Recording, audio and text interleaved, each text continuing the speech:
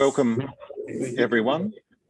Thank you very much for coming along today to the first seminar relating to the capacity development for river basin planning. It's really nice to meet you all, and hopefully we will be able to meet in person in the near future in Vientiane. This is the first of 7 seminars that we will be running, and today's seminar will be presented by Mr. David Winfield on an introduction to river basin planning. As I said before, if you can either listen to this presentation today in English or in Lao, you just need to click on the interpretation icon down the bottom of your screen that says interpretation. There's a little globe, and then choose English or choose Lao, and then you will hear the options there. If you hear a background noise of the other language, you can click on that icon again and mute the original audio so that you just hear the language that you want to hear. So I'll now hand over to the Department of Water Resources just to welcome us and introduce the session, and then we will be handing over to Mr. Winfield. Over to you, Water Resources.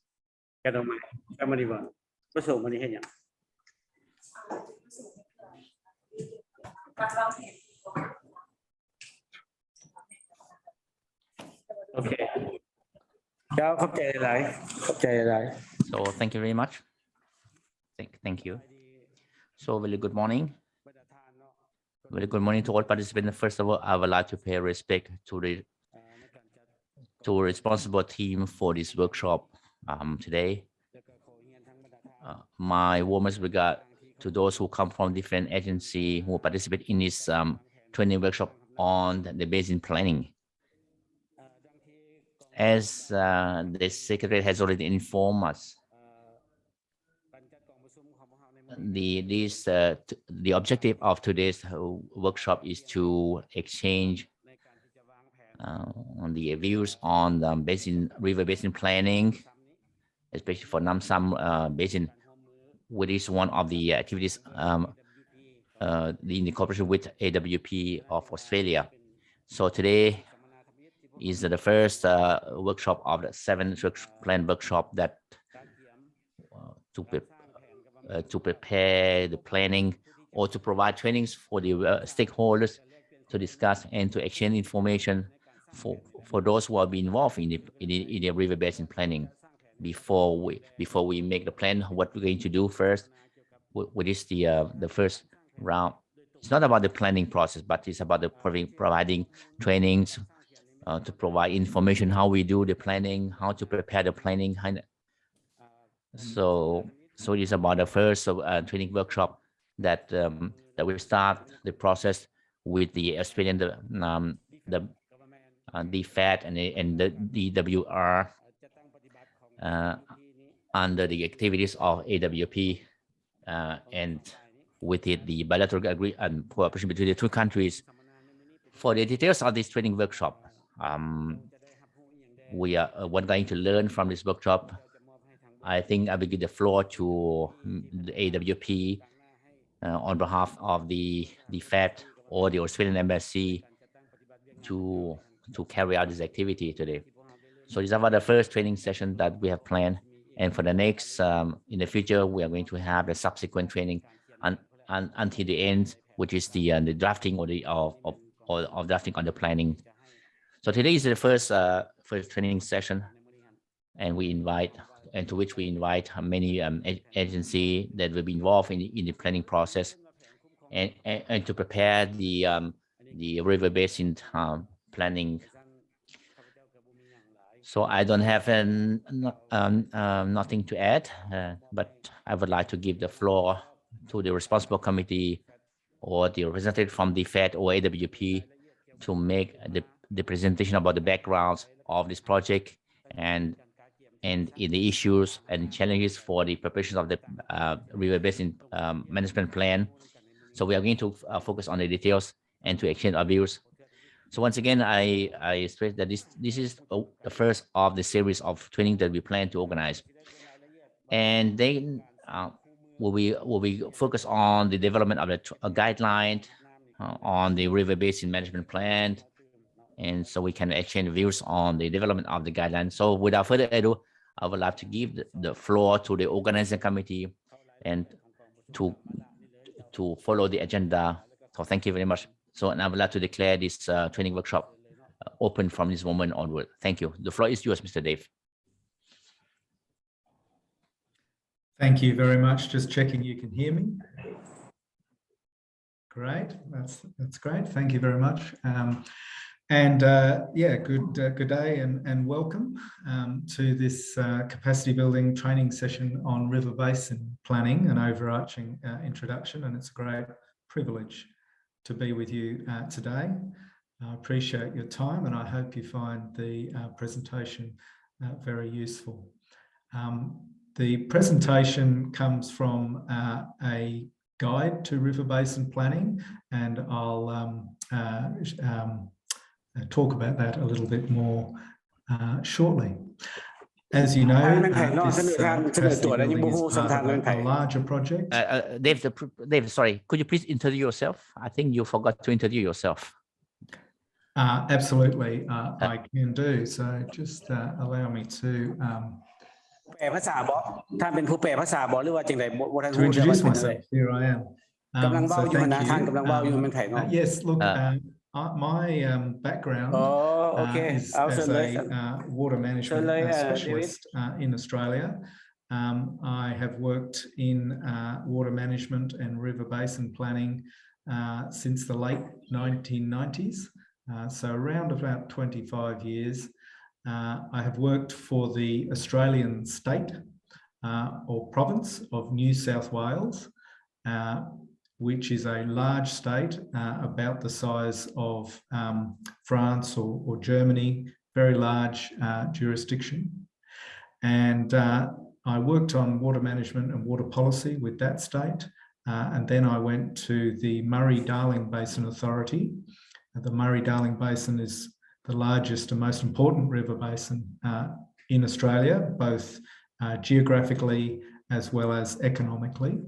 And I'll talk about that basin a little bit more shortly. I worked at the Murray-Darling Basin Authority for 6 years on the development of the Murray-Darling Basin Plan, which is the major national piece of legislation in Australia that applies to that basin. The basin crosses several states, and I'll talk about the basin a little bit more shortly. From 2016, I started to work in the region internationally, and worked on an Australian water partnership team, providing river basin planning advice and institutional reform advice to India, to the Indian central government and state governments, particularly focusing on the Krishna River Basin. Following from that project, we were asked by Australian, as part of a team, I was asked by the Australian Water Partnership to develop guidance on river basin planning for the use of nations, countries across the Asia-Pacific, Indo-Pacific region.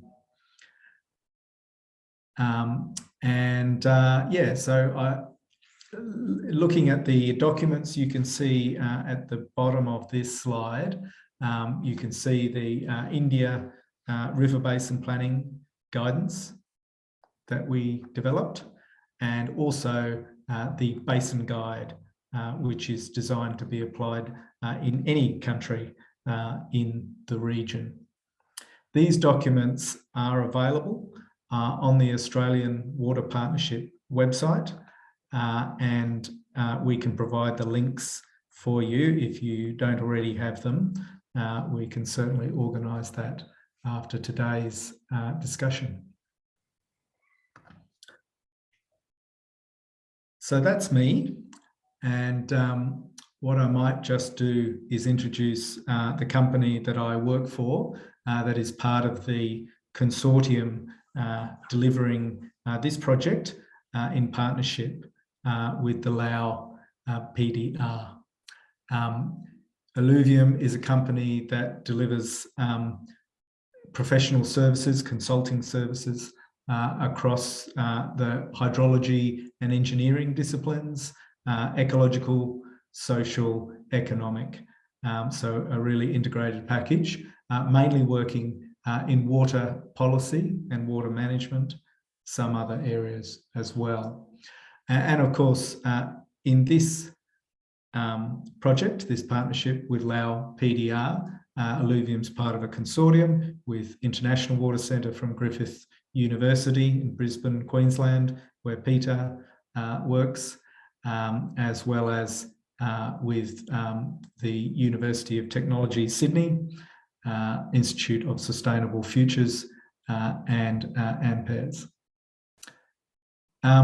So Alluvium strives to solve the complex and systematic challenges that face our society and our environment.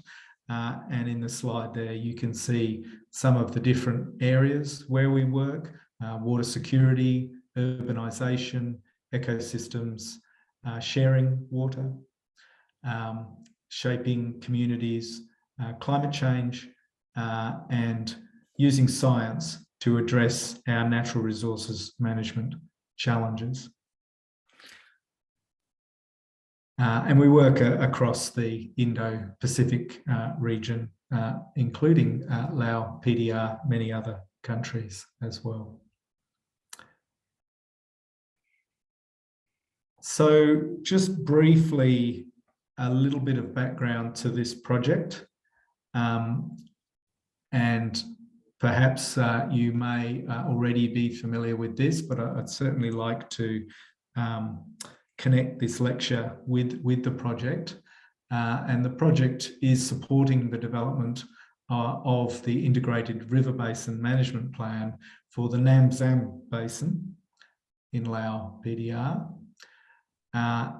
And really supporting the development of that river basin plan, as I understand it, as a first pilot, if you like, of how to apply river basin planning across the country.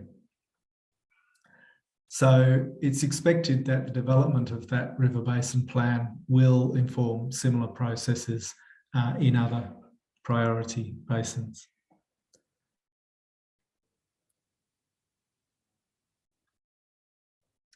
So the objectives of the activity are really to co-develop that integrated river basin management plan, working with Department of Water Resources and some other agencies and sectors, and to enhance the capacity of Department of Water Resources staff on basin planning processes through on-the-job training, like this session, some workshops, and knowledge exchange.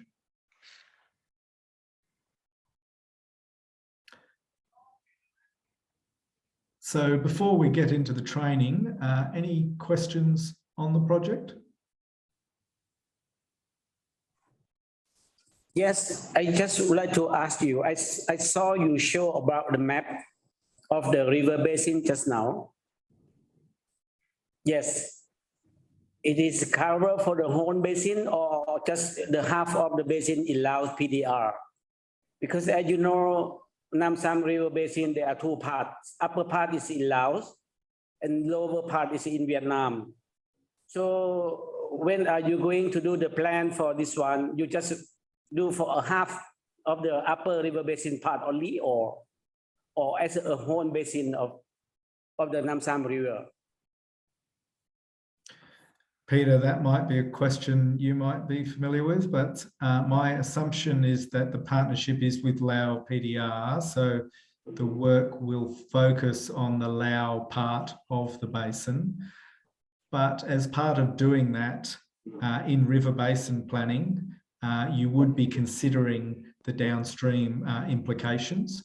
And so the department may wish to work with the downstream nation. Yes, that's the way that I see it as well, David, that it's the difficulty of having river basins cutting across countries, but this current project is with the government of Lao PDR, And although you will need to take into account that the basin does go over into another country, we will be working on a development plan for Lao for this basin. Okay. Okay. Any more questions?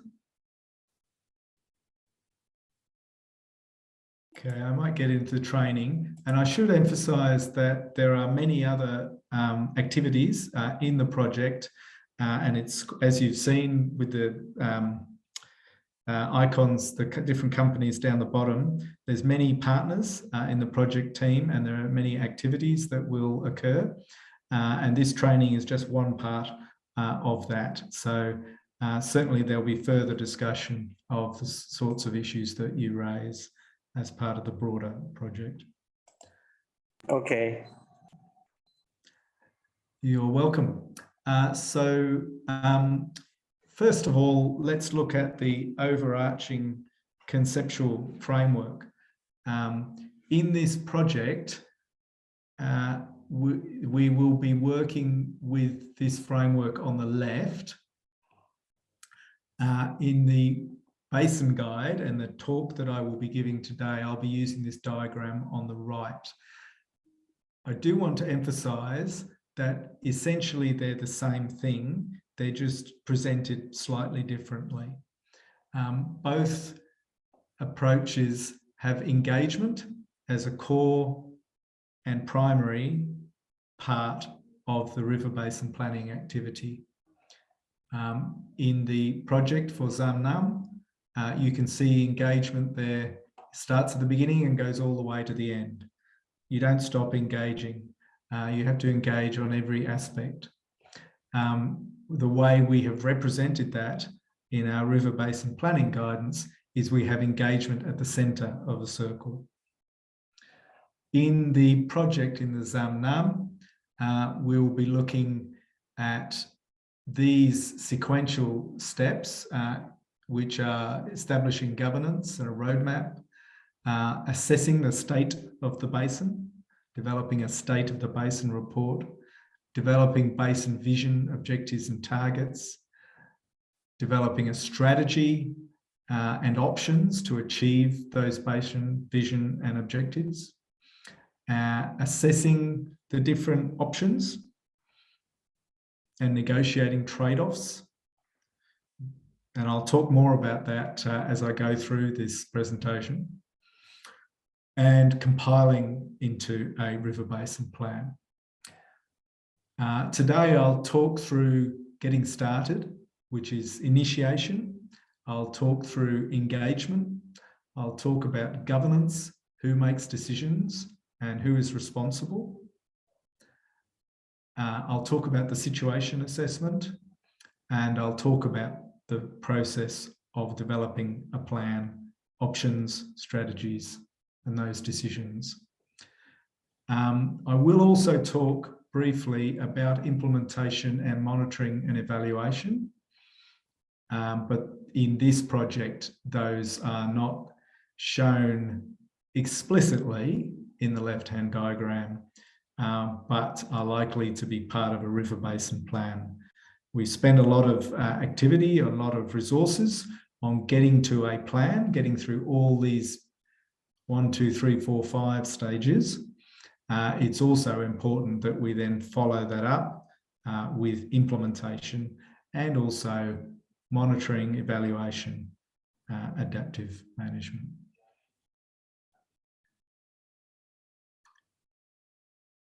Any questions on that?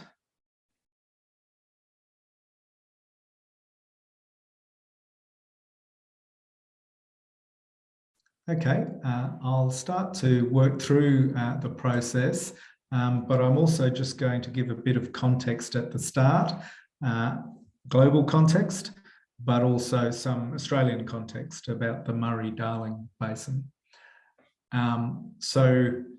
Obviously we have a challenge with people and water. We have 3 billion people in water stress across the globe. We need to share water to sustain lives, to sustain livelihoods, and to sustain the environment, but all within a rapidly changing climate. And it's water scarcity that leads to the local, national and international disputes or differences that need to be solved and worked through in river basin planning. And this slide is framed in terms of water scarcity, but I should say that water scarcity is not only about dryness or drought. Water scarcity could be about a lack of water that is of a quality, water quality that is suitable for uses. Water scarcity could be about the flow regime and whether the flow regime is meeting the needs. And all of this river basin planning takes place in the context of the Sustainable Development Goals from the United Nations, and specifically Sustainable Development Goal 6.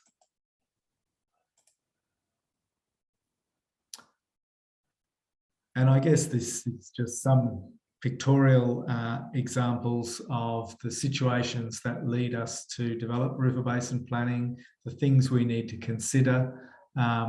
We need water for domestic use, for urban use, for industries, whether at a craft level or a mass industry level. We need water for agriculture, for growing crops and sustaining livestock. We need to manage droughts, we need to manage floods, and we need to manage river system needs and ecosystem services. The environment cannot be seen as optional. If the river system is not sustained, if the ecosystem is not sustained, we end up with things like the bottom right picture there. That's a fish kill in an Australian river caused by lack of adequate flows and water quality issues through an oxygen crash. So we need to consider all these different types of things. In some river basins, we also need to consider navigation. And of course, in the Mekong in particular, we have hydropower as well. So river basin planning is intended to work through these challenges, to be part of the solution. And I guess the key thing about river basin planning is it is in part a technical challenge, a challenge of hydrology, challenge of engineering, a challenge of chemistry and water quality, but it is also a people challenge. It's about involving people in a collaborative way to understand the problems, to understand each other's needs, and to work together collaboratively to find a solution. And that people element of river basin planning and water management is, I guess, the critical path of achieving a river basin plan. It's important to have good technical skills. It's important to have data and information, but it's equally important to develop the skills to work with the people and the organisations from the different sectors that need to be considered in river basin planning. So understanding the technical issues is important. Listening and discussing with the different interests is also very important as part of river basin planning. And all of that, because it's about making difficult decisions, it does require good governance. It requires clarity on who is making decisions and why. And it also requires working in the context of each basin and each country.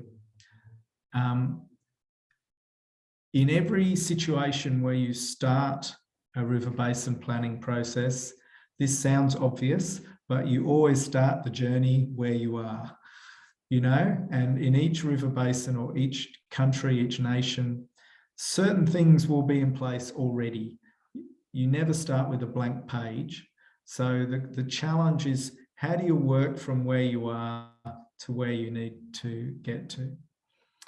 And that means being flexible and adaptive and listening to the different perspectives from different sectors and different stakeholders, as well as a little bit of creativity, really, in looking at, for example, existing legislation or existing infrastructure, and how can we build on that to solve the problems and get to our objectives. So I mentioned before about development of river basin planning for India. As part of that, we reviewed the global practice of river basin planning. We also reviewed Indian policy and institutions, and we developed an Indian river basin planning guide. We then took that and developed this basin guide, which is knowledge sharing on river basin planning for the whole Indo-Pacific region. And it draws on global experience and also draws on a big body of practice in Australia, but also Australians working across the Indo-Pacific in all the different countries. We had a big workshop to go through the views of all those experts on the critical aspects of river basin planning. We did also draw on the literature. There is quite a broad literature on river basin planning. I can't present it all here today, but I'll give you one example, which I'd certainly also recommend, is the Asian Development Bank's River Basin Planning Principles, Procedures and Approaches. The blue document you can see there. And that book distills the best practice approaches from basin planning across the globe and gives lots of examples. All of these documents here are available online for free. And as I mentioned, Peter, if we can organise to make sure that everyone has the links for those, we'll make sure those are sent through after the seminar.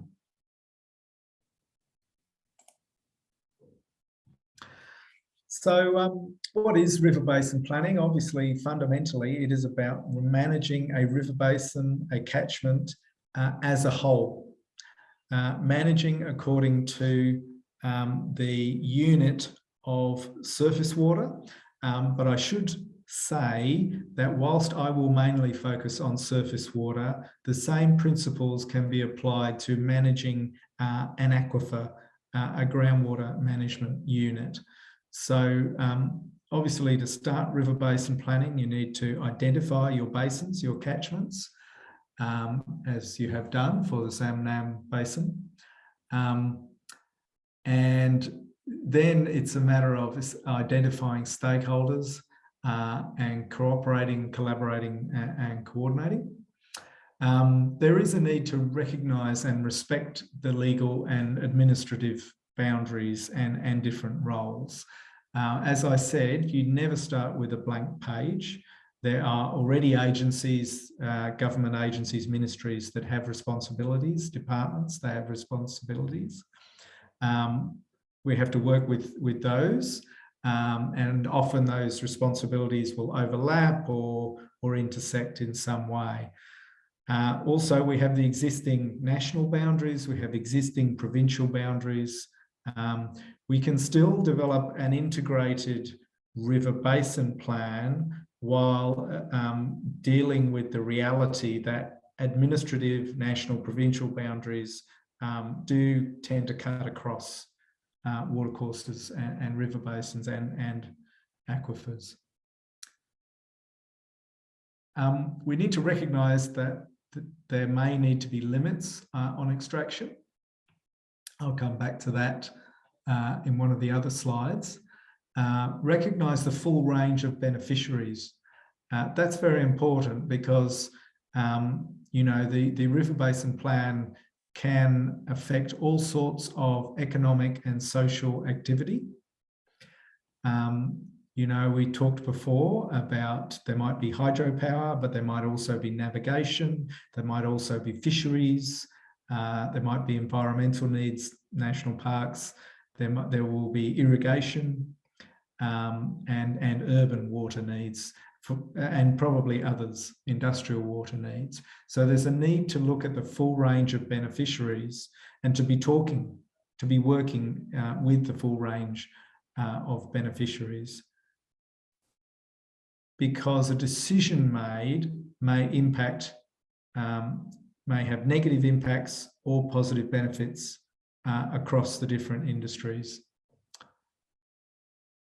And there are a range of tools for sustainable management of the river basin, and I'll talk about some of those tools, some examples. And I guess the key of river basin planning is that it is about integrated water resource management and policy and governance, from the technical through to policy and governance and how decisions are made.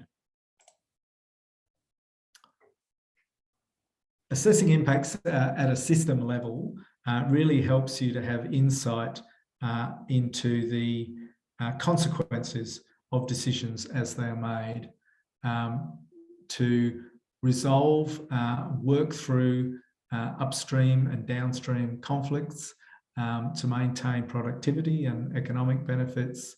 There are also benefits that come from the shared problem solving, sharing different technical approaches, for example, sharing different policy approaches, different knowledge.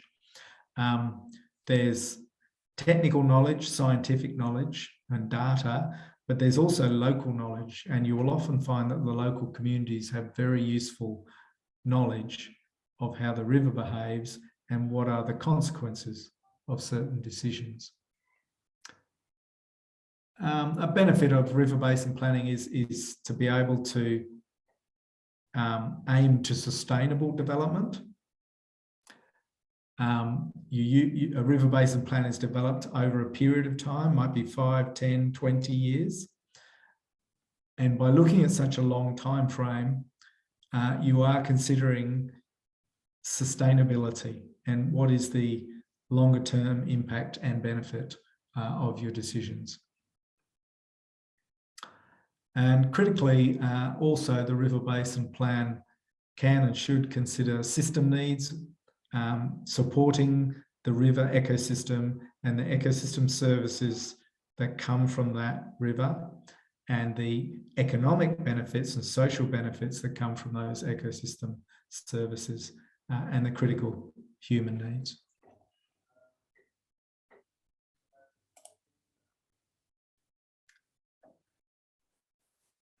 So just a little about the Australian experience. I guess firstly, I'll acknowledge and recognise and pay my respects to the Indigenous peoples of Australia, the Aboriginal and Torres Strait Islander peoples. These peoples have managed and occupied the land and waters of Australia for at least 60,000 years. Developed all sorts of ways of managing land and water and ecosystems. They used fire regimes to manage the productivity of the land, to favour different plant and animal species. They had fish management and fish capture structures in the rivers, and some irrigation structures as well. And many different nations across the whole of Australia, as you can see, and continue to be involved in water management in many areas, and are certainly becoming involved again in water management. So since Europeans came into Australia in the last 230 years, Australia has continued its journey of dealing with increasing water demands, but also a highly variable climate and a changing climate. We tend to have these cycles of 20 or 30 very, very dry years and then 20 or 30 very wet years. And that's part of the challenge of water management in Australia. So our approach in Australia is very much underpinned by basin planning processes, both in the Murray-Darling Basin and in smaller basins and sub-basins.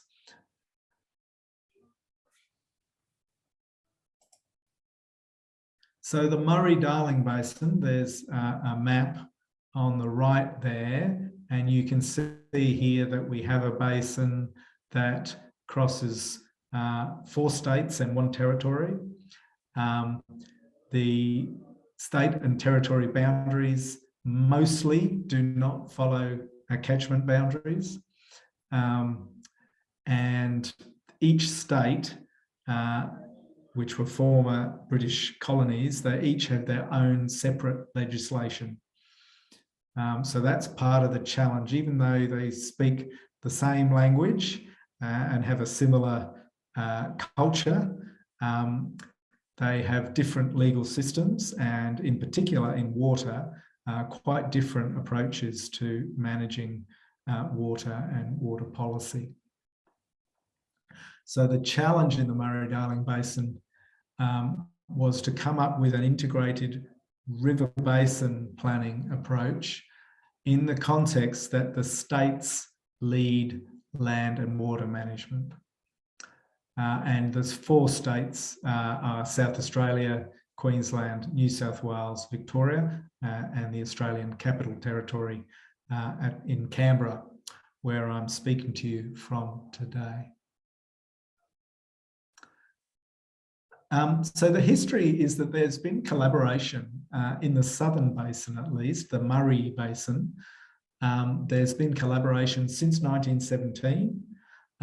There was an agreement to share the water of the River Murray that was agreed in 1917. And ever since then, there's been an organisation, a River Murray Commission, to deal with the sharing of water between those 3 states in the southern basin, South Australia, New South Wales and Victoria. Since the 1980s, that agreement was extended to a whole of basin. So Queensland joined the agreement, as did the Australian Capital Territory. And the main effect of extending it to the whole of the basin was that the northern basin there, the red boundary area, the northern basin was added to our integrated river basin approach, which is the Darling River Basin. What happened then in the 1990s is that it became quite clear that there were limits to growth. You had continually increasing growth in extractions from the river, and it was quite clear that it just was not going to be sustainable, that it was undermining ecosystems, but also undermining water quality, and there was an economic negative impact, particularly in the southern basin. The increased water extraction, along with some other land management issues, was leading to salinisation, increased salts coming up from the rocks and getting into the river system. So the governments agreed to a few different measures to manage those issues. One of them was a cap on water extractions. So a limit was set at the level of development in the mid-1990s. In Queensland, it was a slightly later date, but a limit was set. It wasn't a sustainable limit, it was just a limit at that historic level of extraction to prevent further growth. And the states and the national government agreed to put in place a process to assess compliance with that limit on an annual basis, and to keep extractions to that level. There was also an agreement, several other agreements, but one of them was an agreement to manage salinity, which has been very successful. The next major phase of the history of the basin was what we call in Australia the Millennium Drought, which was broadly from 98 to about 2012. In some areas, it was about 2000 to 2010. So at least a 10-year drought that applied more or less across the whole basin. That put incredible pressure on water supplies for towns and for irrigation and for ecosystems. And what came out of that was, at that stage, not an agreement, but the national government, the federal Australian government, intervened and passed a national law that asserted control over some aspects of water management in the Murray-Darling Basin. So the initial situation was the states-led water management, and states still lead water management, but what happened is the national government put this new law over the top of the state water management. So that was a key intervention with a Water Act, National Water Act in 2007. And one of the key aspects of the National Water Act was to require a Murray-Darling Basin Plan. And so that basin plan was developed from 2009 to 2012. I was part of developing that. And in 2012, the basin plan was made, was enacted, was commenced. So that basin plan is a plan, but it's also a legislative instrument. It's a law, a national law. And this national law requires the states to do various things with their water planning, which I'll go into in a second. Last thing about the basin plan, the Murray-Darling Basin Plan, is to understand that it was made in 2012 and it had a timeline for implementation. And that timeline goes all the way to 2024, so 2 years from now. And then there's a review of the basin plan that is in 2026. So it's a very long time frame.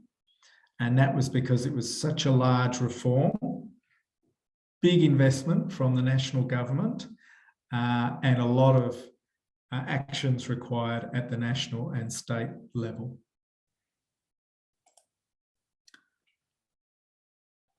So, as I said, it's a law, its implementation is ongoing. The planning and the implementation really operate on the basis of two scales. One scale is the basin plan, which obviously covers the entire basin. And the next scale is the sub-basin scale, which are called water resource plan areas. But the sub-basins are basically each of these river basins that you can see in the map there.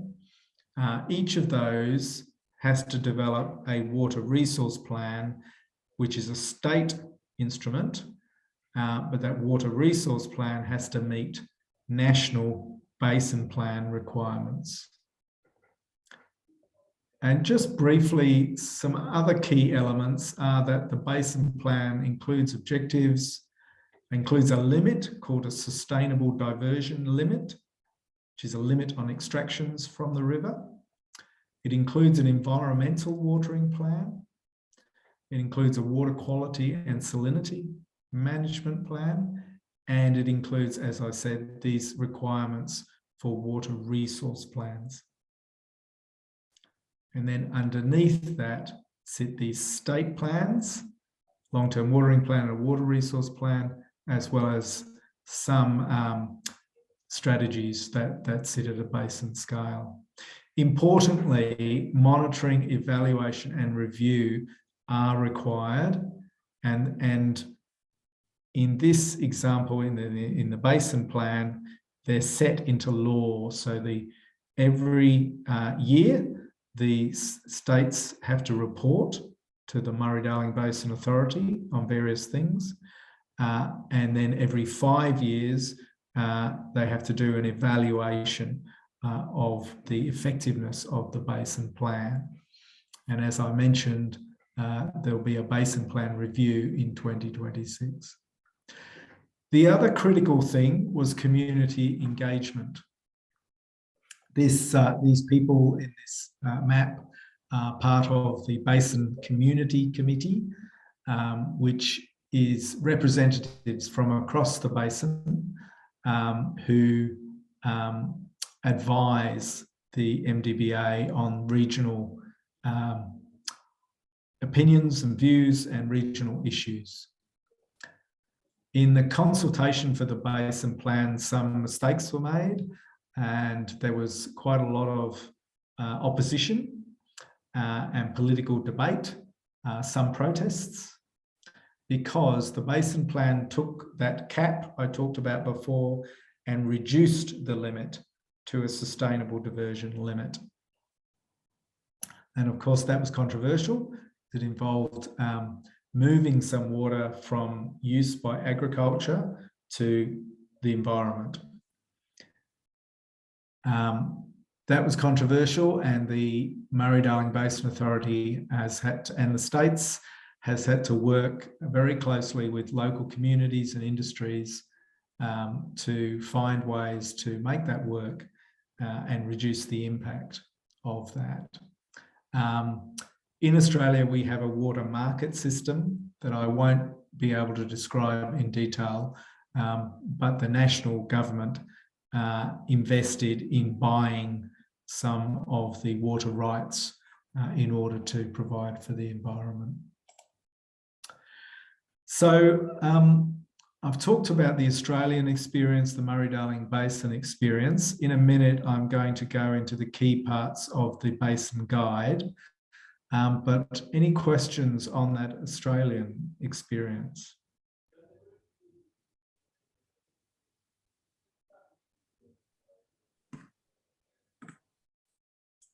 ทางภาคส่วนทางแขวงและก็ภาคส่วน So any comments from the provinces or other stakeholders? มีอย่างบ่ภาคส่วน Do you have any questions you would like to ask about the Australian experience?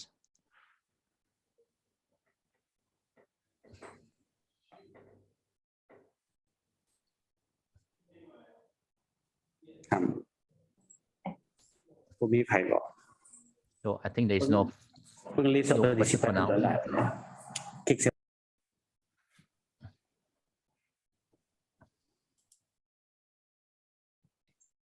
I think someone has raised his hand. Mr. Sing Tong, yeah.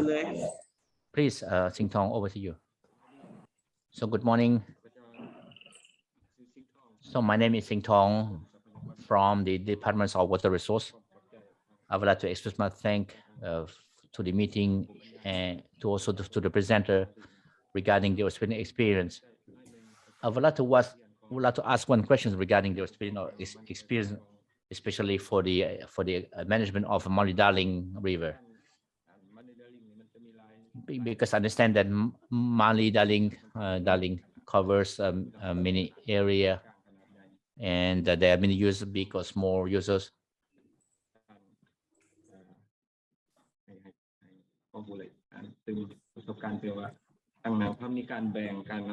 So could you please share the experience of Australia? How do you share the users in between the big users and small users, and how?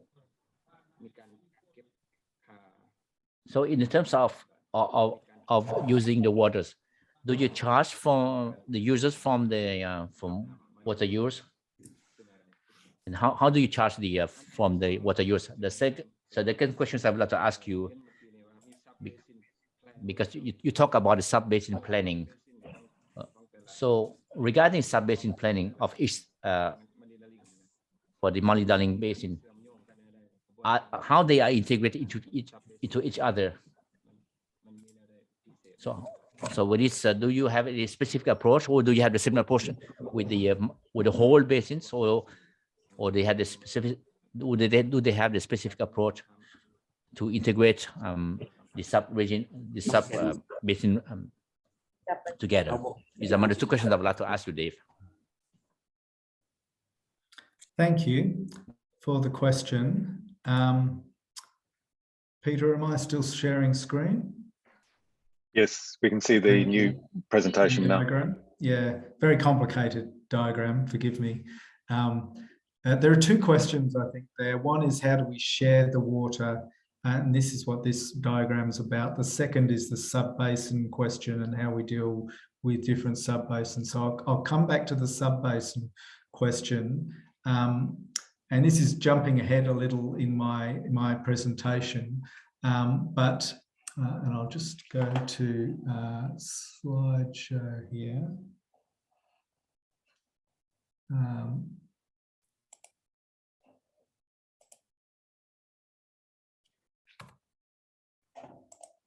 There we go.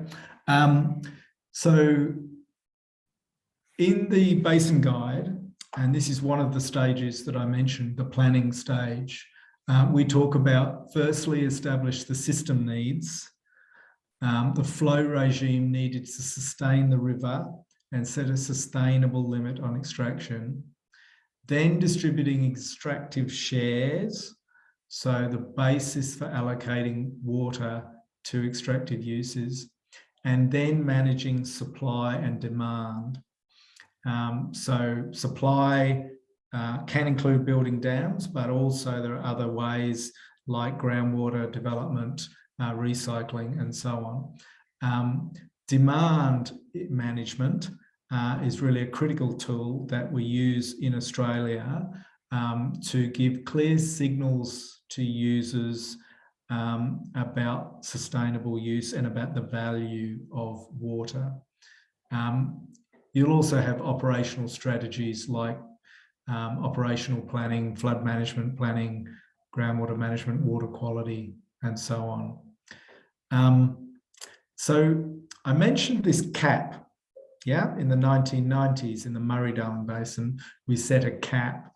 The cap was just at historical levels of extraction, so not sustainable at that point, but we set a cap. And by setting the cap, the intention was that the river would still have the remaining water above the cap. Yeah, that water above the cap was for the river and for river health, good water quality, ecosystems, and so on. But the water within the cap, below the cap, was for irrigation, towns, other uses. So that's the first thing we've done, is set this cap. And then the basin plan has really just reduced this cap. If you imagine a second line below that, it's reduced from the cap down to this sustainable diversion limit. So the other approach then that we have in Australia, which is part of this, is how we have implemented in Australia, is that in a wetter sequence, if in this simple example here, if you have 4 users, A, B, C, D, 4 users, and you divide the water in this example, they have equal access to the water. In the Australian system, if there's lots of water in a wetter sequence, they will have a quarter share in this example, a quarter share.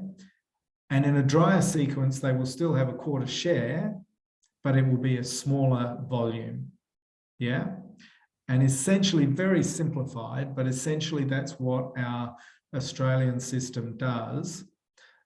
You have a individual limit that we call an entitlement volume, but that is your maximum. when we have drier years, you might only be able to get 5, 10 or 20% of that total limit. But in a wetter year, you can access 90 or 100%. So we have this system whereby even though you may have a volumetric limit this big, the amount you can access goes up and down according to water availability. And that means that this fundamental, the blue box on the left, this fundamental share between the river and the users is maintained, because as the amount of water shrinks and increases, goes up and down, the volumes that users can access also go up and down. The second part is a bit more complicated, but this is how we have shared water as well as this dry and wet sequence system. We have also taken the water license and we have separated that from land. So in the old days, up until 1990s, 2000s, in Australia, your water license was attached to your land. So the farmer would have a land title for his property, and then attached to that was a water license. What we've done since the 1990s and 2000s is we have separated the water and the land title. So we've called that unbundling, and we've separated the two. What that then has enabled us to do is to develop a water market. So these volumes can be traded on a water market. So if you look at these two buckets on the right, in a wet year, you get more allocation, okay? In a dry year, you get less allocation. But of course, in a dry year, as the farmer, you might need to use more water, but you have to manage within your lower allocation. That's the way the Australian system works. But additionally, the farmer has the opportunity to trade. So the allocation that the farmer doesn't need, which is the lighter blue in the bucket, they can trade that. They can sell it to another farmer. And there's two types of trade, two types of water they can sell. They can sell their permanent entitlement, their long-term entitlement volume. And essentially, when they sell their long-term entitlement, they're essentially selling the bucket itself, yeah, the right to get that water on the long term. Alternatively, they can sell their allocation just for this year. And that's just selling the sum of the water out of the bucket. So these are very simplified, but these are just some examples of the tools we use in Australia to manage demand and supply. So the individual user has this bucket, and the amount of water they can get in the bucket varies up and down according to whether it's a wet year or a dry year. But they can also trade on the market, and that trading on the market enables water to move to its highest value use. So if, for example, farmer A grows a very low value product, let's say he just waters some pasture, he can sell that and the buyer is likely to have a higher value product, let's say cotton or tree nuts, almonds or something like that. So the way the market works is that the highest value industry will buy the water. Underneath this, we do have safeguards that ensure that water is always available for critical human needs, as well as for watering livestock.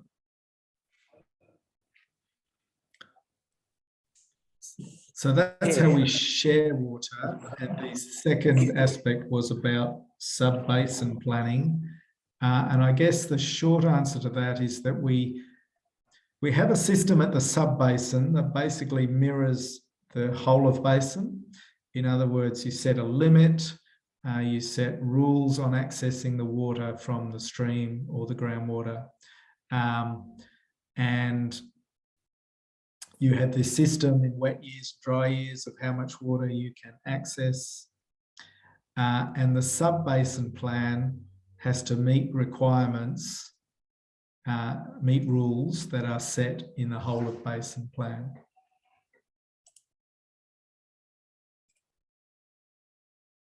Okay.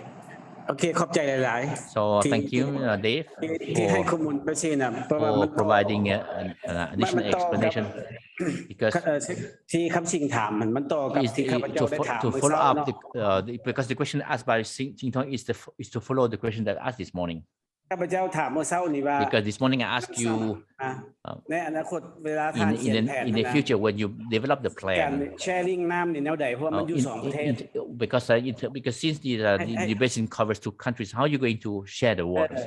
Please keep in mind that my question is that because Nam Xam Thank River, you. there are 2 parts. I think the upper part is in Laos. short answer to that is that you do need. Dave is still speaking. Sorry, Dave is still speaking. Sorry. Mering Daring is one basin in one country. No, but Nam Sam is there are 2 parts of the upper is in Laos, lower is in Vietnam. Later on in the future, how are you going to plan for river basin and then sharing the benefit of the using of the water, and then how did you allocate the water for the basin? That what I am worried about in the future. How are you going to plan for the Nam Sam River? It's a good question from the Ching Tong. He asking about that.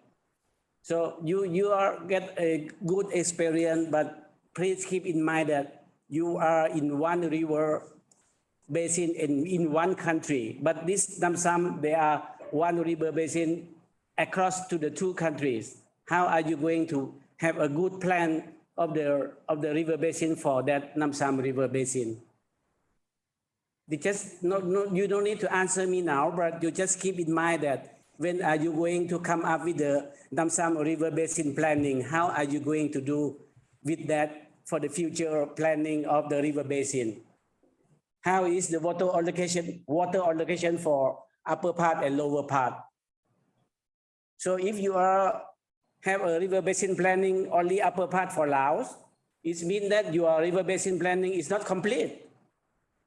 This is, I just would like to give it AWP in mind, keep in mind on that. When are you going to prepare the planning for the Nam Sam River?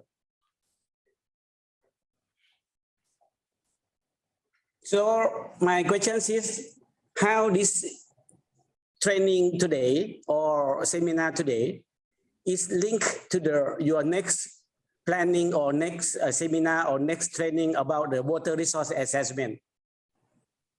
Please don't answer my questions, but please keep in mind that how these 2 things are going to link together. As a DWR, as your part, we are the partner and cooperation and working together to make this plan for Nam Sam River Basin. Please keep in mind that or you are going to have the next seminar about the water resource assessment, and that's how this link together between the planning and water resource assessment. And then if we come to the questions that from the Ching Tong asking, because we are not one river one river basin in one country. We are having two countries together. This is the thing that I would like to share with you for the future seminar or future training, capacity building for our participants to understand what we are planning to do with the Nam Xam River Basin. This is my suggestion or my comments on that. Please do not answer me or give me more information, but please keep in mind that what are you going to plan for the next seminar and next training for our participants here in the provincial, in the district, and then our staff in the DVDR understand how these are going to link together, and then how are you going to make the planning for one river, but there are two countries, two policy, two governments, how these are going to do it. You have a good experience in the Australia, marine darling. I said that I appreciate your planning, but please don't forget that you are in one country. But the Nam Xam River, there are two countries together. How is the future planning for Nam Xam River? So this is my idea to share with you, my information to share with you, how to make this planning and the capacity building seminar to be to our participants to absorb, to get more experience, to get information that you would like to share in the next coming one also. Thank you for that. Thank you, sir. Respect that, and absolutely we'll listen to that and work with Peter at the International Water Centre to make sure that the seminars are integrated and connected from one to the other, and we will take that on board in how we develop this project to co-develop the River Basin Plan for Nam Xam. Without answering your question in detail, because as you said, you're not requesting a full answer at this stage, but I should say that in the Southern Basin, I talked about the states agreement, and most of the aspects of water sharing that I discussed in the Southern Murray-Darling Basin are reflected as state shares. So if you like, there is a sharing process between the states, and then that leads to a sharing process between users. And same country, admittedly, but certainly some experience there because of the difference between the Australian states that can inform the international sharing as well. We'll take that on board. Yes, so just to reinforce that as well, that thanks very much for raising that, and it's a very important part of developing plans, that we can't develop them in isolation from what Vietnam needs as well. And so that will be a really important part of developing the basin plan. And as David was saying, we've got, it's not quite the same in Australia, but the states have a lot of independence between each other, and there is difficulty in managing the Murray-Darling River Basin across a number of states when they each have their own interests that they would like to serve, and it's difficult to get the states to agree together to come to an overall basin plan. So it's a slight understanding, but this can be even more difficult when you go across countries rather than just across states. But thank you very much for raising that, and we'll make sure that that is that's a key consideration in developing this plan. Yeah. Thank you, Peter, and thank you, sir. I might continue with the seminar. Yeah, to want to make sure that is there any questions คำถามเติมบอจากแขวงเขาทางภาคส่วนอยู่ทางนอก Any question from the provinces for those who are attending online? My name is Untavi. I am from the MRCS, from Mekong River Commission Secretariat. So really good morning. I don't know whether you can hear me or not. Yes, we can hear you. Good morning, Dr. Yin. Can you hear me? Dave? ได้ยินดีเซ็นเลยจะเข้าใจหลาย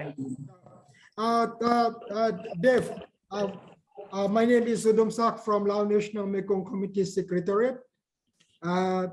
First of all, I would like to thank you for very interesting presentation on the Australia experience on water resource management. By the way, I have two questions related to the experience from Australia. One, I would like to know more about how water level or water quantity, minimum and maximum flow are defined in Murray-Darling River Basin. And my second question is related to hydropower operations. Cost is related to flow regime change. How it is managed in any scope, any kind formulation or any law relating to flow change duration, something like that. Thanks. Just a short two questions.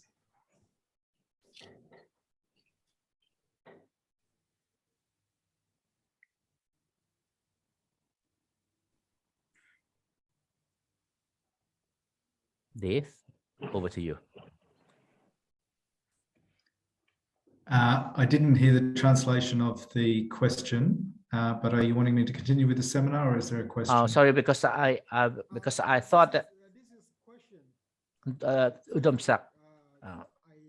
So my questions is about the first one, how maximum and minimum flow are defined in a river, in Murray-Darling River. And the second question is related to flow regime change, how it is defined. No, how it sorry, is Peter. Dave, I think Udom Sak do not speak in the English channel as well. So allow me to repeat this question. The first question is about how do you define the maximum and minimum level, water level in the Murray-Darling? The second question is related to the hydropower activities because it affects the water flow regimes. So do you have any policy or regulations to regulate this? So it's about two questions from Mr. Udom Sak from the Mekong River Commission Secretariat. Thank you, and thank you, Mr. Udom Sak. Apologies, I didn't hear you. Quickly, but we do.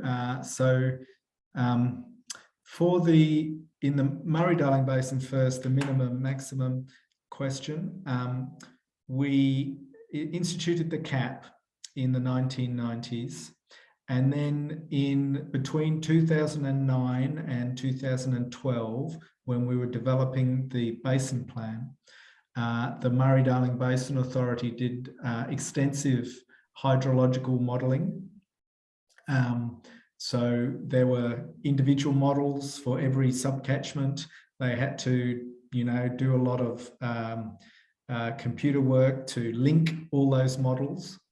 They put into those, obviously, lots of detail in the modelling that I won't go into, but they put into those models, obviously climate, inflow, rainfall runoff, but also environmental water requirements. They worked out environmental water requirements for about 45 key environmental sites across the basin. The models also have the demand, the agricultural demand in them. And they ran those models. The modelling time period was 116 years, from 1895 to 2009, 114 years. And across all the climate sequence in that 100-year modelling period, they looked at the agricultural water demands, the environmental water demands. They looked at different scenarios of how much environmental water would they need to to get to a low risk for the environment, or a medium risk, or a high risk. The low risk scenario for the environment, as you can imagine, meant a high impact on the agriculture and other water users. So they went with medium risk to the environment, and they came up with a long-term average number across the 114 years, a long-term average amount of what we call water recovery. So that means water moved from agriculture and other users to the environment. And that number was over 2,000 gigalitres, which is, I'm not sure what units you use in Lao PDR, but it was about somewhere between 10 and 20% of long-term average use, I think. So it was quite significant, and the government invested lots of money, billions of Australian dollars, so billions US too, perhaps 5 or 6 billion US dollars into buying back that water. Some of it was buyback on the water market that I talked about. Some of it was water savings projects, so infrastructure to a more efficient agricultural water use, which then allows you to save some water, which you can give to the environment. So that was the basis by which they moved from a cap to a sustainable diversion limit. But that sustainable diversion limit is a long-term average over the 100 years, the modelling period. You can imagine if you looked at a hydrograph of the 100 years, it goes like this, yeah? There are dry periods, there are wet periods. The graph goes like this, and the cap and the sustainable diversion limit are a long-term average across all of that variability. So in an individual year, the amount that's available for agriculture and other uses will go up and down with the climate as well. In terms of minimum, we don't really have a minimum for agricultural use, but we do have a minimum for the environment, and that becomes the maximum for agriculture. And sorry, forgive me, your second question? The second question was, it's related to the water flow regime. My second question is related Yes. Flow regime change. How it is managed in the Mali Darling? It's about the flow regime changes. How do you manage the flow? And thank you. That flow regime really goes to the heart of that. Do you remember when if I go back a few slides, I had that diagram of, here we go, this diagram here, the red part. The basin plan includes a chapter called the Environmental Watering Plan. And that chapter sets objectives, and it also sets up a planning process. So we have plans within the plans. Yeah, you have the basin plan, you have the environmental watering plan. Within the environmental watering plan, it requires this basin-wide environmental watering strategy, which is developed every 5 years.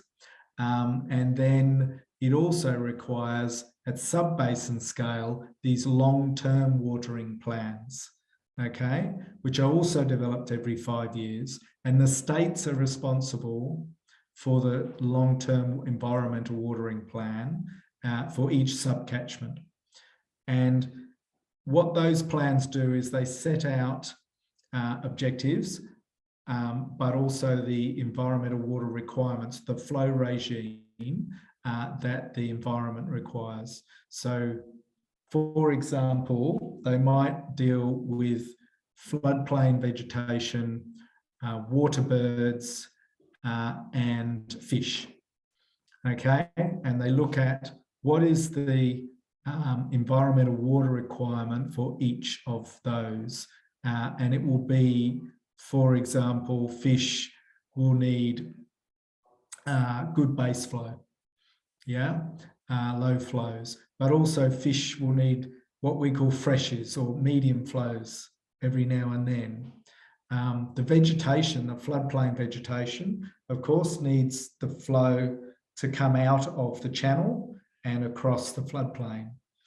So that's a higher flow again. So these plans set out those flow requirements.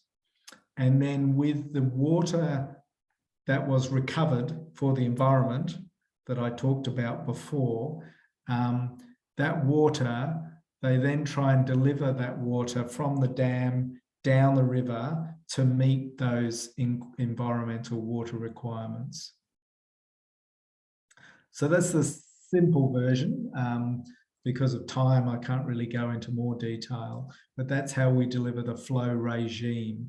So I guess there are these two conceptually, there is this overall limit of what is sustainable and the recovering of a long-term volume of water that is for the environment, which is for the flow regime, because the environment needs the flow regime.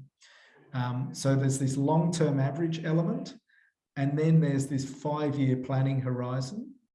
And then there's also an annual planning horizon. So each year there is an environmental water plan and for each sub-basin. So, there's the big planning process, then there's these smaller and smaller planning processes within it at different time scales. And there are various institutional requirements, different organisations that within the national government and the states that deliver each of those requirements. I hope that's answered your question enough, Mr. Olomsok. Thank you very much. Peter and colleagues, time is running out, so I might just run through the basic planning. Yes, time is running out. You please go ahead with that. Thank you. And I will have to cover this fairly quickly. As I say, there is the publication, and we'll send out the links to the publication. So in the basin planning guideline, basin guide, we established these 7 stages. As I mentioned before, engagement is in the centre because it's part of every single stage. Every single stage includes engagement with the stakeholders. So we start with stage 1, initiation. We go into sorting out the governance, who makes decisions. We then look at where are we now? What is the situation in the basin?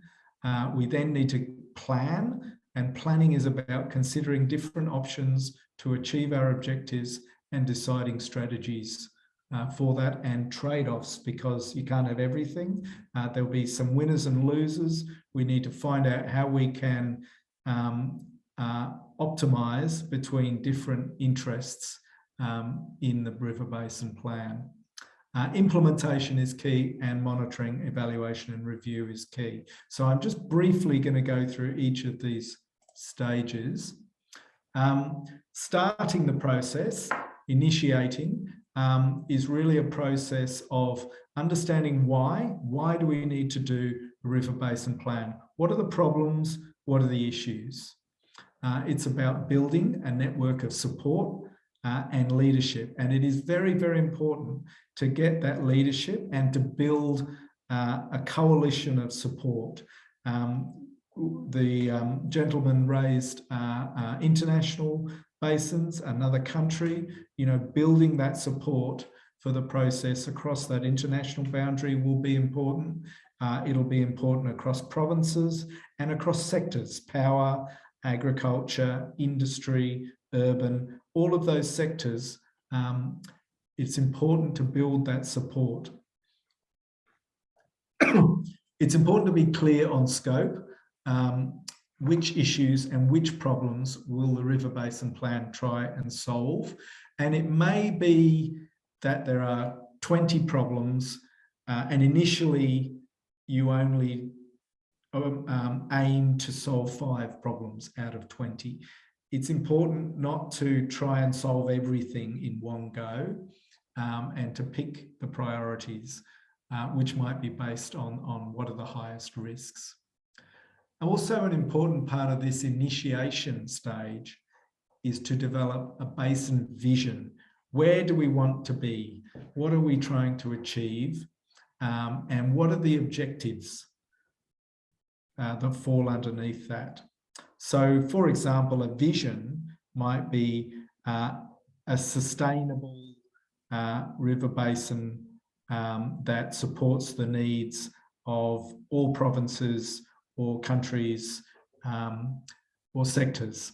That's an important vision. It's integrating everything, but the objectives will sit underneath the vision, and you might, for example, have 5 objectives, perhaps 1 objective for each of those issues or problems, or 1 objective for each sector.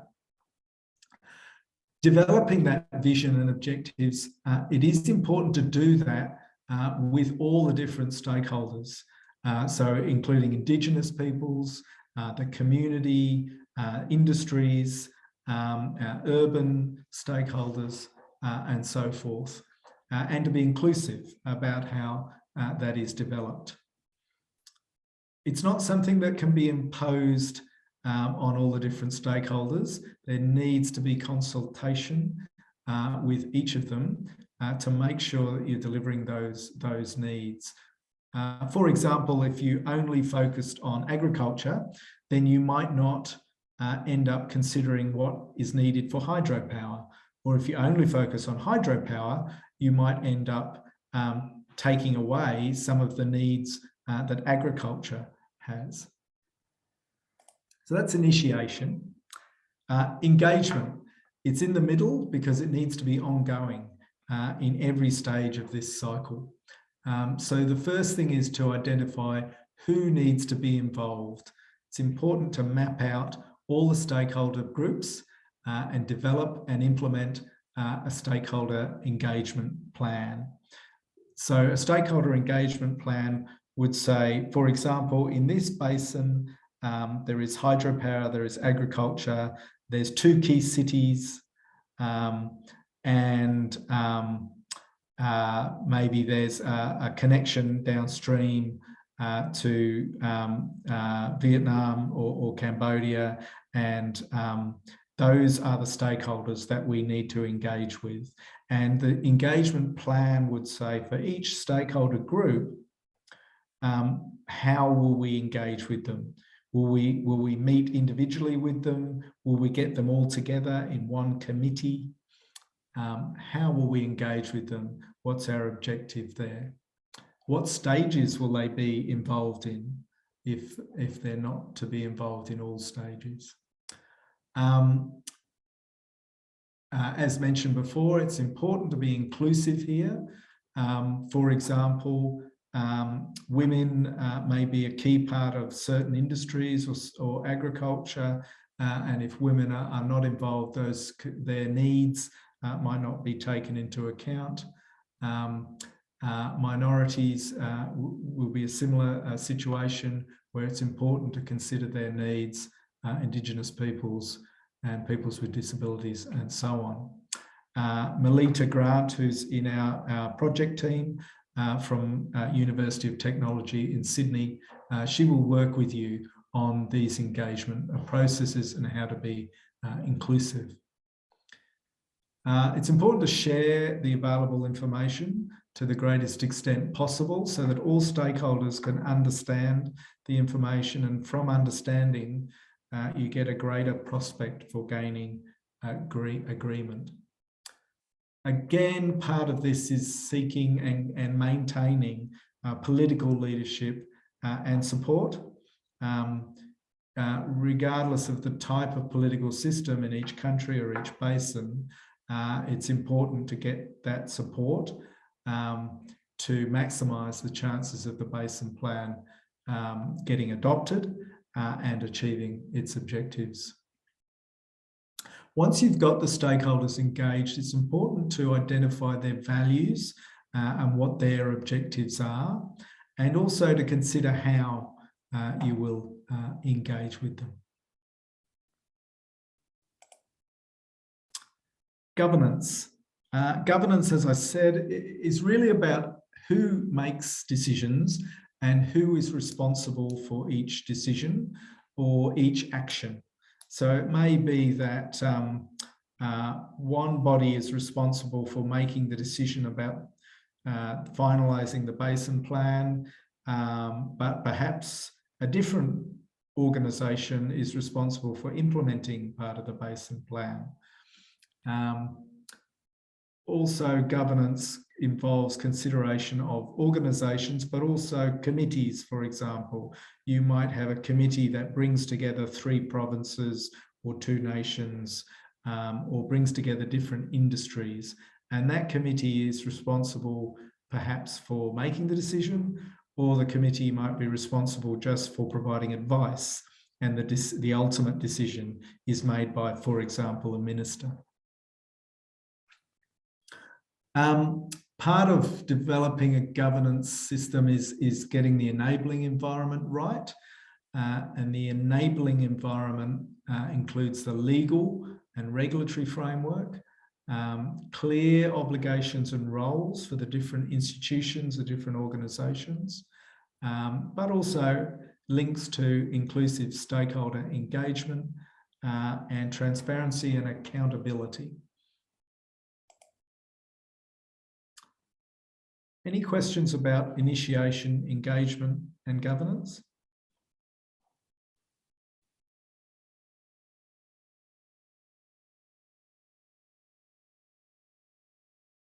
I might keep going then, given the time.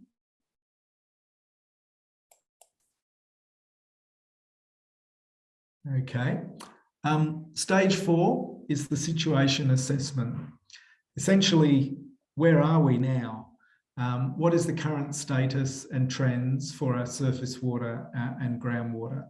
Here's an example in the picture for the Irrawaddy River in Myanmar. In looking at a situation assessment, we need to utilise all the technical information, water resources modelling and data, but we also need to engage communities to get that local knowledge, to build a common understanding of the basin, and to build trust in those technical tools like the modelling and the data. Part of the situation assessment as well is identifying those issues of common concern, identifying what are the problems that we're trying to solve, and also identifying, rainfall, evaporation, inflows, seasonal characteristics, what are the ecosystem services that the human population benefits from. Situation assessment is really critical in order to identify those different dependencies. And again, a good example is certainly important to identify the hydropower demand and the flow regimes that the hydropower needs, but equally important to identify the agricultural industries, what access to water do they need, the urban areas, and so on. So the idea of the situation assessment is to get all the information and data and have it in one place to inform the planning process. So into the planning itself, this proposes an approach, this diagram, to how you would go about planning. Essentially in planning, we're considering strategies, considering options, we're negotiating. I mean, negotiating is a key part of river basin planning because not everyone can have everything they want. There's only, remember the bucket diagram, the bucket's only so big, there's only so much water. And particularly during the dry season, there's only so much water.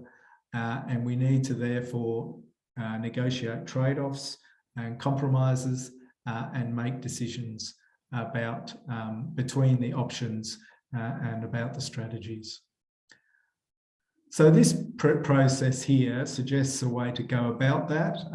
The bar all the way down the right-hand side as with our diagram for the Nam Basin, is about the need for ongoing engagement and communication with the stakeholders. You might first start by identifying options. What are the options to solve the problems that we have in our basin? You might evaluate those strategies or options against various criteria, using the information that you got in the state of the basin assessment, the situation assessment. You would then negotiate trade-offs to decide on the strategies adopted. You might use various tools like multi-criteria analysis or other approaches for looking at the advantages and disadvantages of different options. Where to achieve your outcomes, to negotiate trade-offs, where you have winners and losers. The losers may need support.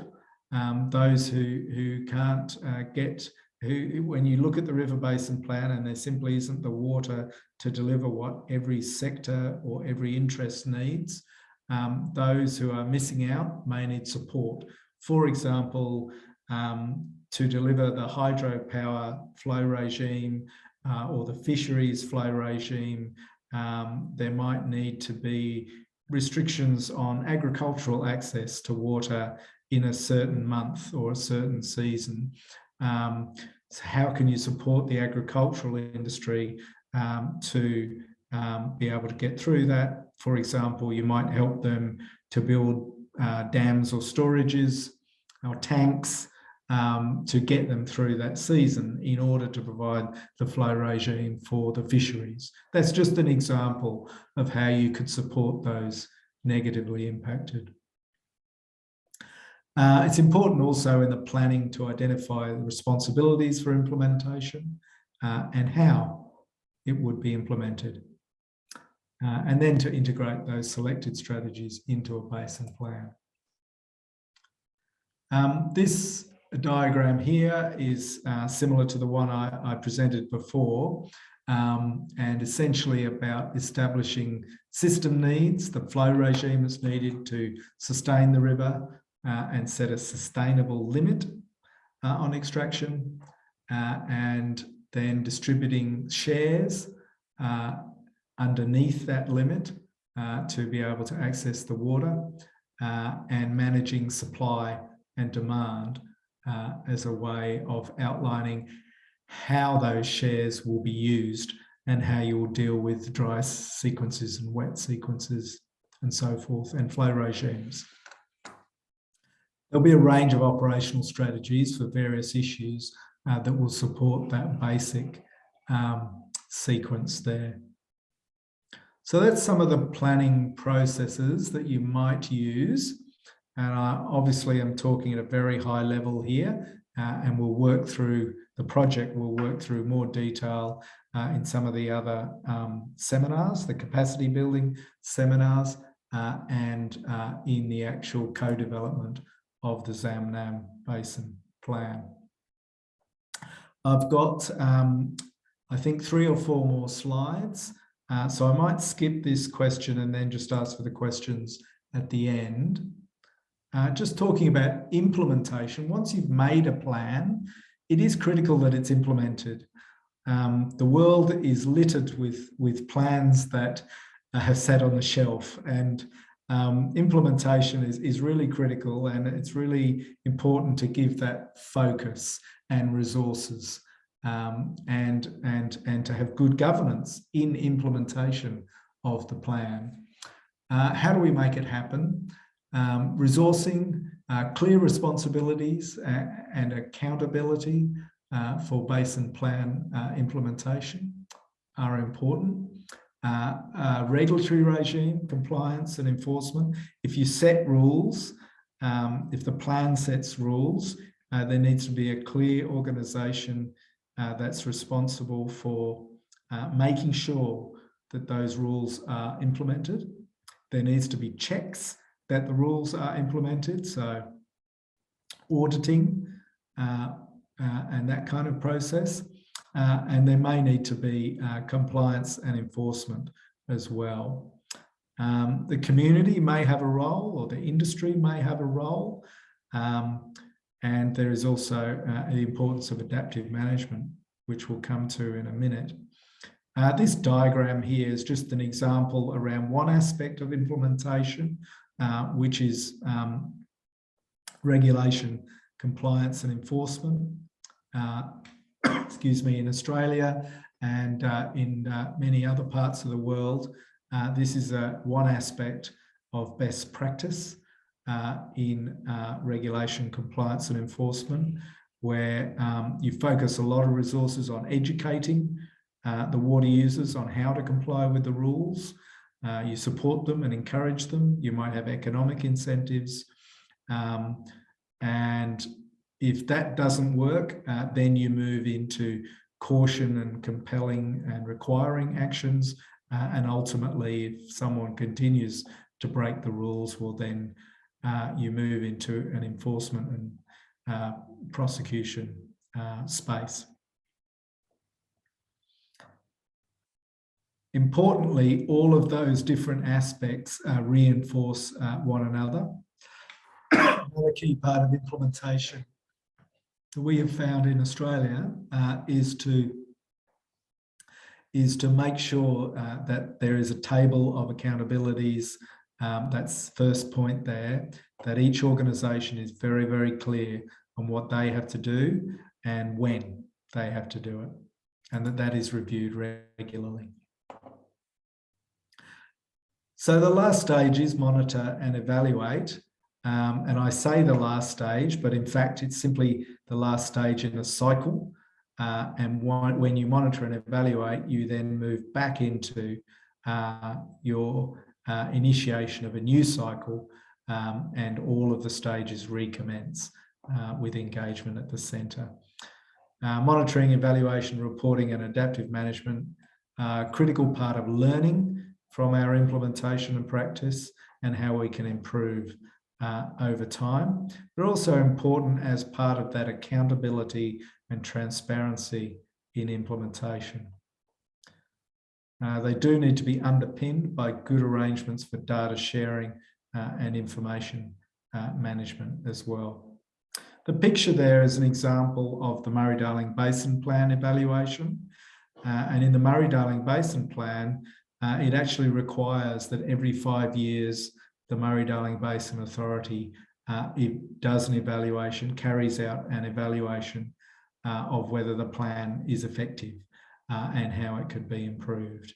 So it's an important cycle that is built in to the law of the Basin Plan in Australia.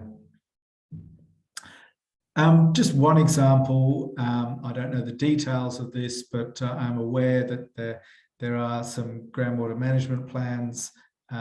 Here's an example from this province in Lao PDR, and it has an implementation program from 21 to 25. Is about strengthening and promoting participation in groundwater management, gathering data and information, creating a database, and rehabilitation, protection and development.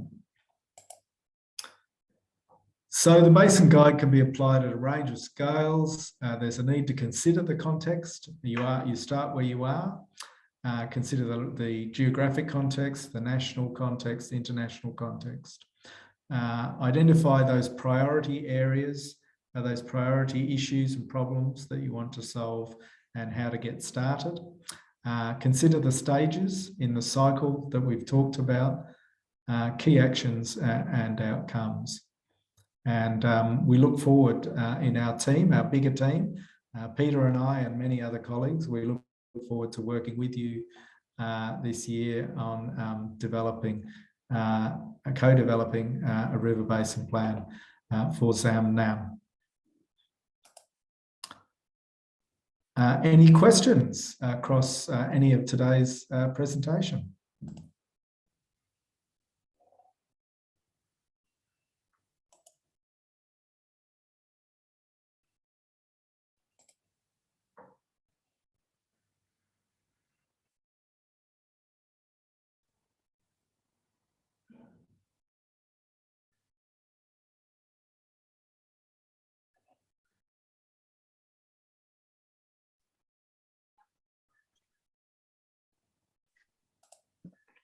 Yes, so there are no questions.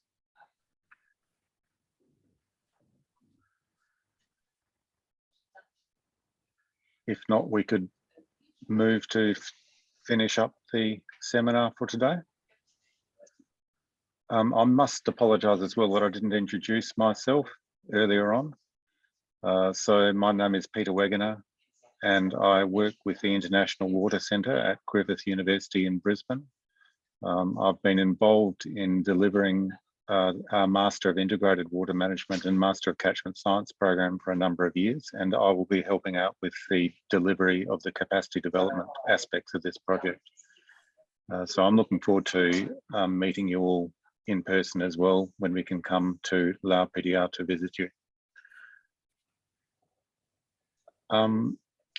We will be having a number of these seminars. We've got 7 in total. Some of them will be delivered where everyone can come together in Vientiane to have the seminar.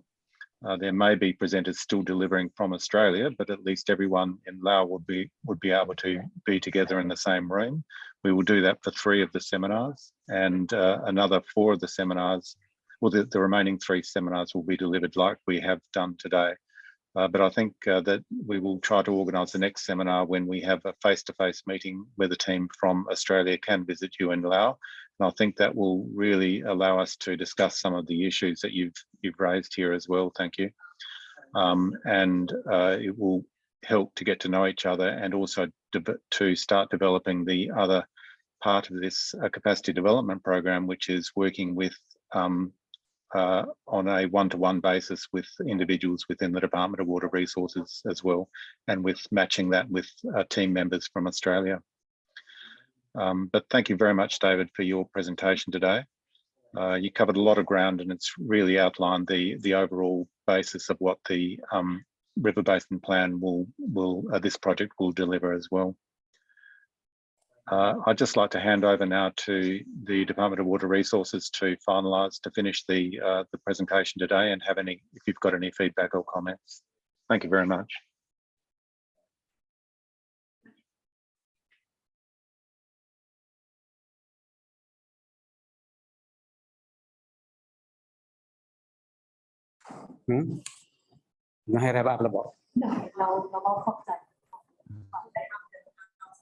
Okay, so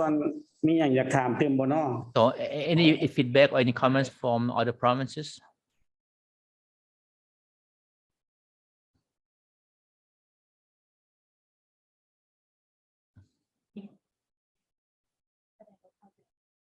So I think if you keep silence, it will mean that everybody understood everything.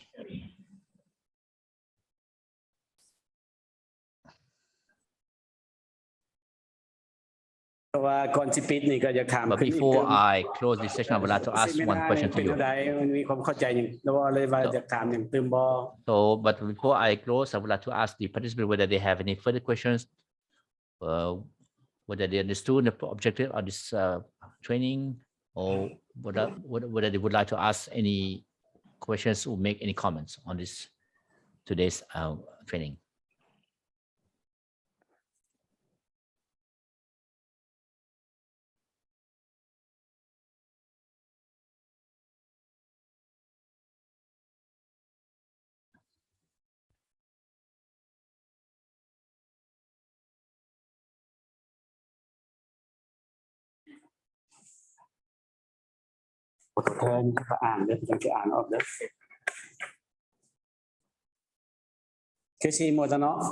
I think there's no further questions. Because if you look at the time, it's almost the end of this training session.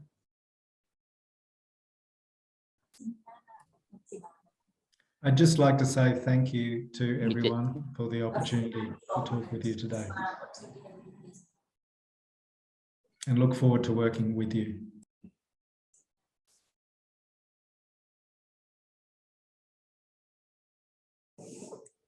Okay, so if there are no further questions on behalf of the Departments of Water Resource, I would like to express to my gratitude, a deep appreciation to the AWP for organizing today's training, which is the another training, initial training to start the strengthening the capacity of the staff of the departments of water resources and other agencies in developing the Nam Xam management plan.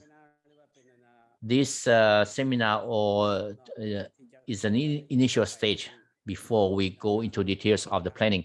So I hope that all of you will be able to join this training, the subsequent training, because today we have you presented the background of the basin development management plan, what kind of element you need to be in mind, and how should be the implementation plan, and what should be the water use.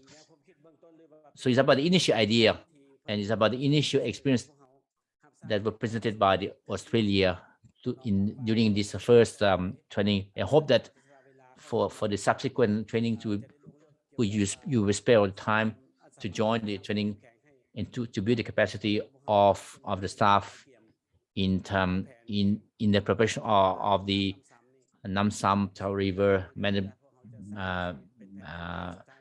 planning. And because I understand we need to have we need to have the complete Nam Xam River Basin plan. So because we have the times until next year to complete this the river basin management plan. So I would like to inform the participant that this training is about the first of the 7 trainings that we plan to organize.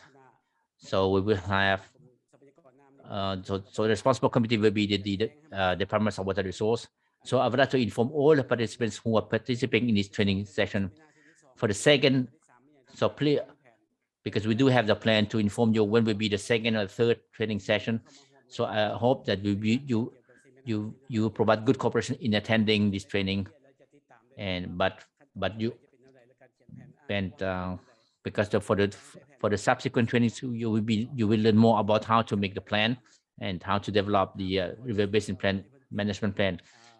And because I also asked the question to the presenter to prepare the next trainings, what kind of training what kind of the topics we're going to discuss during the subsequent, because I explained already, because Nam Xam has covers 2 countries. So I understand that APDP to represent the Australian government and also the Australian embassy to the Lao PDR has been and is working in partnership with the WR. This is a part of the river management plan. We also need to conduct the assessment of the water resource in Nam Ang River, which is the part of the cooperation. So I would like to inform all participants for the next activity. We are going to have another. We are going to have a series of the trainings, and then I would like to encourage you to join this the subsequent training and how to prepare the Nam Xam River management plan, and how we can assess the water resource in Nam Xam. So I would like to encourage you to join the 7 training center we plan to organize. Today is only the initial training to see the background of the project and to know the Australian experience in terms of the time, in terms of the river management. So you have listened to the presentation made by the Australian side, but for the details and from the 2nd or 3rd up to the 7th training, we will learn more. To make sure that we can come up with a complete Nam Xam River management plan. After for this activity, we in the Department of Water requested to select 1 river and to develop the plan as a model, and finally at the end of the day we can use the lesson learned from this Nam Xam to replicate this model to other basins. So it's about the learning by doing process. So that's something that would like to develop, jointly develop with the DFAT, because the DFAT has assigned the technical officers to help us, to assist us. So they have recruited the expert. That's why we have selected Australian Water Partnership to assist us with the preparation of this plan. So I hope that in the future we'll spare your time to attend the future training. So I think so for today's training, I think now you have a good understanding, even though this is the first time. But I think this initial training has provided good information, and I hope that in the future you will continue to join and participate in the training. Before I close the training, I would like to thank the AWP to represent the Australian government as well as the Australian Embassy to the Lao PDR for organizing this training session, and also for providing the information to also. I also would like to thank all participants from the agency, from the provinces, from the district, and from the relevant departments within the Monterey. And I wish them a good health and happiness and great success and stay safe from any illness. So I would like to declare this training closed for this moment onward. Thank you very much, and see you again.